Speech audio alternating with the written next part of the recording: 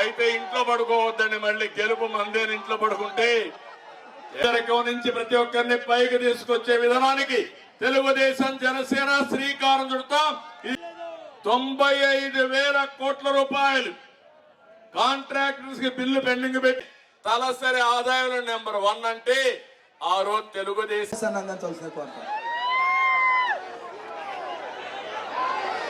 తన వయసును కూడా లెక్క పెట్టకుండా రాత్రింబవళ్ళు కష్టపడి దూరదృష్టితో విజయంతో అభ్యర్థులు ఎవరైనప్పటికీ కూడా వారి విజయం కోసం సేవ వేసే విధంగా మనందరం కూడా ప్రయత్నం చేద్దామనేటువంటి మాటని ఈ రోజు రెండే విషయాలు మీతో మాట్లాడాలి మాట చెప్పినటువంటి ఇద్దరి నాయకుల యొక్క స్ఫూర్తిని మనం తీసుకుందాం. పై స్థాయిలో